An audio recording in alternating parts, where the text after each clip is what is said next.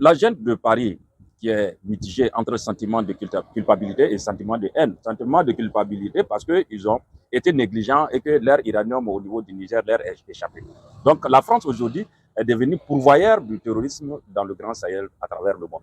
Donc, ceci étant, cette gente française qui refuse de donner son effectif réel au peuple africain et à leur opinion parce qu'elle est composée essentiellement des soldats reconnus par le gouvernement et aussi il y a une armée privée de la France qui s'appelle DCI, Défense Conseil International, qui travaille de tandem avec la DGSE française pour, soi-disant, sécuriser l'Afrique ou d'autres États tels que la Côte d'Ivoire et le Bénin, ont eu à signer des contrats de protectorat avec eux. Cette DCI qui supervise la frontière nord de la Côte d'Ivoire de façon officielle et officieuse aussi à la même, travaille pour sécuriser ce côté avec le Burkina, mais en ayant d'autres idées saugrenues derrière, de pouvoir attaquer au bon moment. Parce que la France s'active aussi à s'attaquer à ces pays de l'AES, à vouloir stopper le dynamique de souveraineté et la révolution en cours sous deux angles. Premier angle, en 6 mois, les réserves d'uranium de la France vont finir, ça va tarir et que la France va se retrouver à court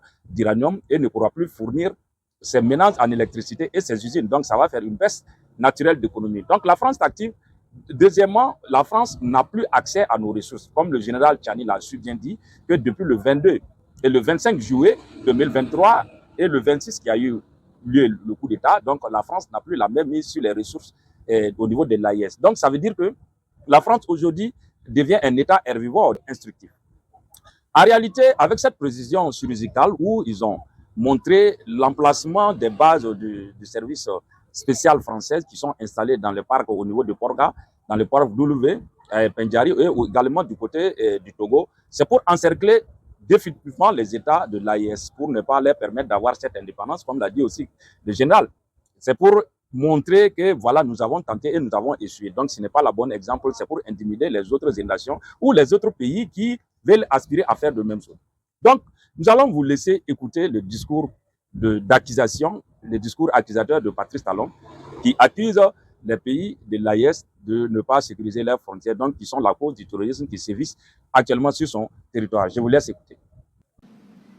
Nos forces de défense et de sécurité positionnées sur nos lignes de frontières nord continuent d'être éprouvées par des terroristes en totale liberté dans des pays voisins. Cependant, donc, de là, Patrice Talon est en train de montrer à l'opinion béninoise que ce n'est pas de leur faute si aujourd'hui, on va voir, ou dans les jours à venir, vous verrez que les terroristes sont dynamiques dans le parti nord, ce n'est pas de sa faute. Or, pourtant, c'est de sa faute.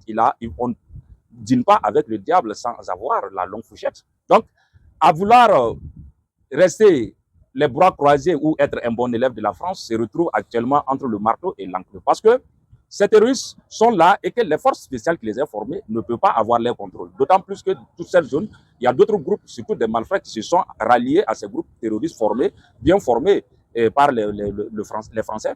Donc, eux aussi, ils ont fait des recrutements à leur tour. Donc, ça veut dire que la zone nord n'est plus sous contrôle de l'armée du Bénin.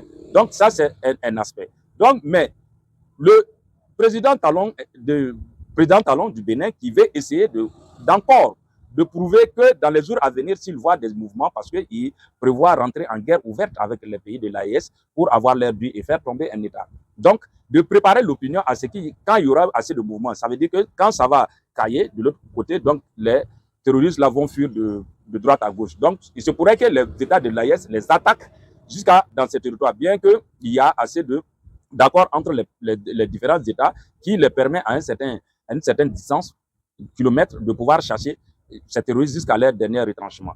Donc, également au niveau du Tchad, où il y a 11 000 soldats, que le général a bien précisé. Plus de 11 000 soldats. Donc, ça veut dire que c'est cette DCI qui a la majorité entre ses mains. Donc, il est d'échec partout au niveau du lac Tchad et dans cette zone du Mali. Donc, c'est ainsi la France, aujourd'hui, devenue un État terroriste, un État voyou, veut s'apprendre à nos différents États. Donc, de 1000 ou bien 1000 déclarés au niveau de la Côte d'Ivoire, 1000 déclarés au niveau de N'Djamena et moins de 1000 déclarés au niveau de Dakar se retrouvent à être jusqu'à 11 000. Donc, ça veut dire que l'estimation, elle est possible à jusqu'à 20 000, peut-être, voire même plus, de soldats français qui sont aujourd'hui présents en Afrique, qui ceinturent cette zone de l'AES. Donc, à cet effet, nous allons vous laisser écouter cette vidéo du général des eaux et forêts du Bénin qui fustige l'État à ne rien faire pour, en tout cas, leur permettre de pouvoir sereinement travailler dans cette zone parce qu'elle est déjà envahie par des forces spéciales françaises qui les empêchent de rentrer. Donc, nous laissons écouter cette partie du vidéo. En réalité, c'est un réseau de mafia qui s'installe. Non, Est-ce que vous pesez les mots que vous utilisez? La convention de siège, l'accord de siège à l'ONG internationale, là, dedans, c'est dit qu'on n'a pas droit de perquisition au niveau de la siège. Une ONG, ce n'est pas une ambassade. On n'a pas droit de perquisition là-bas. Deuxièmement, ils ne veulent même plus voir un seul forestier autour du parc Pengari. Ils sont en train de diriger dans ce parc-là un aérodrome sans étude d'impact environnemental. Mais au cœur du centre. On a même... Dans ce sentiment de haine, la France ne se cache plus. La France le dit ouvertement à travers ses différents sénateurs. Étienne Leblanc a dit que lui souhaiterait qu'il y ait un soulèvement populaire avec l'appui des terroristes qui sont au niveau de Mauritanie et de l'Algérie. Également, il y a le Cornu qui soutient les mêmes thèses. Il y a le Cornu qui soutient les mêmes thèses, qui avait dit de passage qu'avec le départ des soldats au niveau du Niger, qu'ils pourront en tout cas essayer de mener d'autres actions subversives pour faire renverser le pouvoir au niveau de Niamey. Effectivement, il y a Alain Jué qui revient, un député qui revient à peu près avec les mêmes propos, c'est-à-dire vouloir déstabiliser coûte que coûte, voilà, le pays. Donc, il y a un autre général qui a dit que quelle qu'en soit la durée, ils vont venir s'imposer de force. Mais il y a un calendrier qui est là que la junte de Paris veut respecter. C'est la venue de Trump. Trump qui doit venir vers le 20 janvier n'aura pas cette politique de permettre à l'OTAN de vouloir s'impliquer et s'ingérer dans toutes sortes de conflits. Parce que lui, il veut diminuer un peu le dynamique de l'OTAN. Donc, cela ne va pas arranger la France, puisque sans l'OTAN, la France n'y est rien. Donc, dans ce discours du général, on s'aperçoit que le ministre de l'Intérieur, qui est béninois, lui, il a fait les commandes. Et ces commandes, pourquoi il dit ceci? Parce que les commandes sont traçables. Puisque tout récemment, cette semaine du 20 à aujourd'hui, 20 décembre à aujourd'hui, il y a eu des drones qui ont été abattus. Dès qu'ils ont vu, ils ont remonté jusqu'au concepteur en Chine, qui a prouvé par A plus B que c'est l'État du Bénin qui a fait cette commande.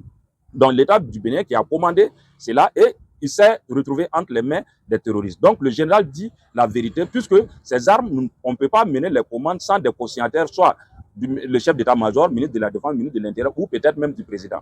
Donc c'est des faits qui sont avérés. Donc le Tchad, avec la complicité aujourd'hui du Niger, du Nigeria qui a pris beaucoup d'argent, Tinubu qui a possédé beaucoup d'argent, son renseignement aussi qui a empoché beaucoup d'argent de part et d'autre chez la junte de Paris, veut essayer de nuire à l'AES. Donc c'est top chrono. Ils ont un calendrier et nous savons très bien pertinemment qu'avec la vigilance et la ténacité de nos renseignements, nous allons vaincre.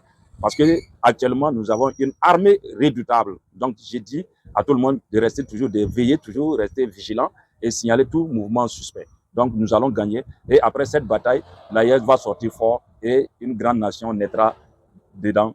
C'est ce qu'on va appeler le Liptako Boukourma. Hasta la